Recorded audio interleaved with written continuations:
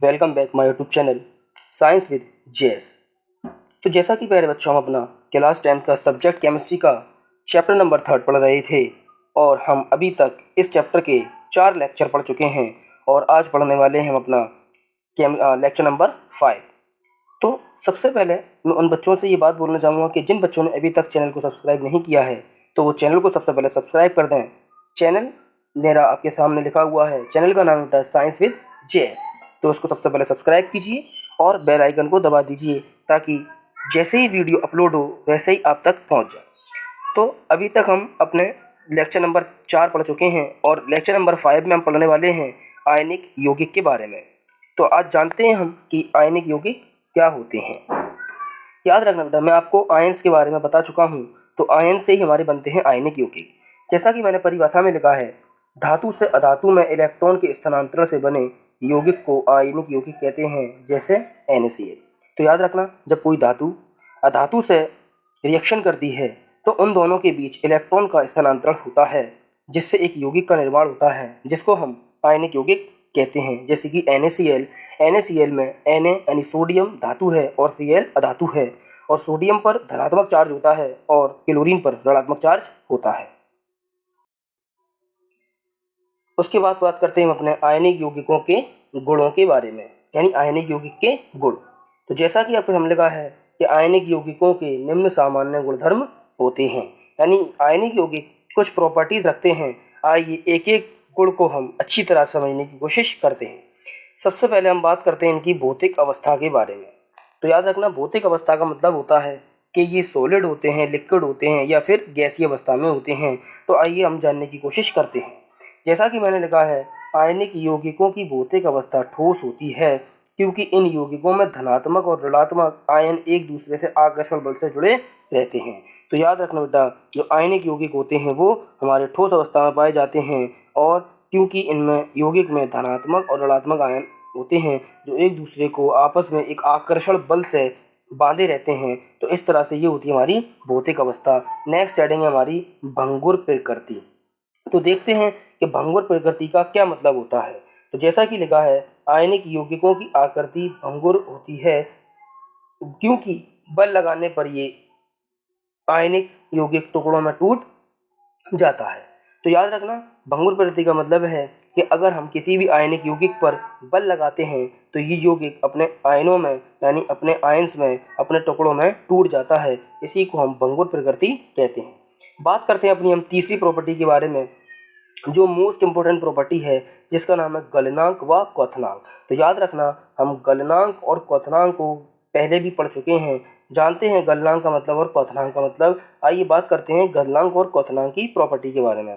तो आयनिक यौगिक के गलनांक व क्वथनांक बहुत अधिक होते हैं क्योंकि इनके मध्य बल अंतर आणविक बल उपस्थित होता है। तो याद रखना, ये जो आयनिक यौगिक हैं इनका गलनांक भी और क्वथनांक भी बहुत अधिक होता है क्योंकि ये दोनों ये जो यौगिक होते हैं वो कैसे बनते हैं मैं आपको बता चुका हूँ, आयंस के और इलेक्ट्रॉन के स्थानांतरण से बनते हैं। तो इनके भी जो बल लगता है वो बहुत अधिक प्रबल बल होता है। तो जैसा कि मैंने लिखा है, क्योंकि इनके मध्य प्रबल अंतर आणविक बल उपस्थित होता है, इस वजह से इनके गलनांक और क्वथनांक क्या होते हैं, अधिक होते हैं। नेक्स्ट प्रॉपर्टी हमारी घुलनशीलता के बारे में बात करते हैं। घुलनशीलता की, घुलनशीलता का मतलब घुलना होता है, यानी जैसे कि हम पानी में नमक को डालते हैं तो नमक घुल जाता है। तो बात करते हैं अपनी घुलनशीलता के बारे में।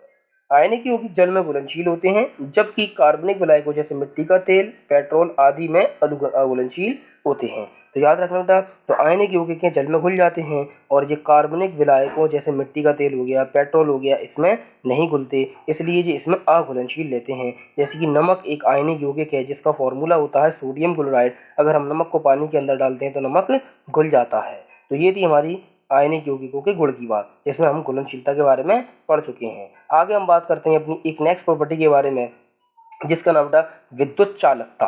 तो विद्युत का मतलब होता है इलेक्ट्रिसिटी, चालकता का मतलब होता है उसको चालन कराना, यानी विद्युत का प्रवाह कराना। तो बात करें हम विद्युत चालकता के बारे में, तो जैसा कि मैंने लिखा है, ठोस अवस्था में आयनिक यौगिक विद्युत के कुचालक होते हैं जबकि गलित अवस्था में ये आयनिक यौगिकों के विलयन में विद्युत के सुचालक होते हैं। यानी याद रखना, आयनिक यौगिक हमारे जो होते हैं ये विद्युत के सुचालक होते हैं, मगर कब होते हैं, गलित अवस्था में। गलित का मतलब जब हम इनको गला देते हैं, लेकिन ये ठोस अवस्था में विद्युत के कुचालक होते हैं, यानी ठोस अवस्था में ये कोई भी विद्युत का चालन नहीं करते। जैसे मैंने आगे लिखा है, क्योंकि विलयन में आयनिक यौगिक आयन में टूट जाते हैं और विद्युत का चालन करते हैं। क्योंकि अगर हम आयनिक यौगिक का विलयन बनाते हैं तो विलयन के अंदर ये आयनिक यौगिक अपने आयन में टूट जाते हैं, और जब ये आयन में टूट जाते हैं तो विद्युत का चालन करने लगते हैं। लास्ट बेटा हमारा, ये मैं आपको आयनिक यौगिकों के गुण के बारे में बता चुका हूँ। ये थी हमारी आयनिक यौगिक और आयनिक यौगिकों के गुण। अब बात करते हैं हम अपने कुछ आयनिक यौगिकों के गलनांक और क्वथनांक के बारे में। तो कुछ आयनिक यौगिकों का गलनांक व क्वथनांक, ये मैंने आपके सामने एक टेबल बनाई है, इसमें मैंने आयनिक यौगिक लिखे हैं, उनका गलनांक लिखा है केल्विन में और क्वथनांक भी लिखा है केल्विन में। सबसे पहले मैंने लिखा है NaCl, जिसका गलनांक होता है 1074 और इसका क्वथनांक होता है 1686। तो याद रखना, ये सोडियम जो क्लोराइड है हमारे पास, जो हमारे पास घर का नमक होता है, साधारण नमक होता है, उसका गलनांक 1074 केल्विन होता है और क्वथनांक 1686 केल्विन होता है। बात करते हैं लिथियम क्लोराइड के बारे में। तो लिथियम क्लोराइड का जो गलनांक है वो 887 होता है और क्वथनांक है वो 1600 होता है।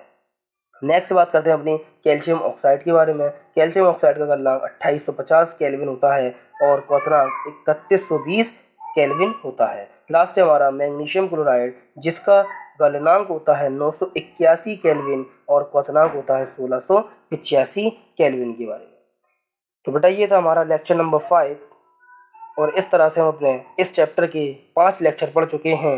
लगभग ये चैप्टर आपका 70% हो चुका है। अगर वीडियो अच्छी लगी हो, वीडियो को शेयर कीजिए, चैनल को सब्सक्राइब कीजिए और वीडियो को ज़्यादा से ज़्यादा शेयर कीजिए। Thank you very much.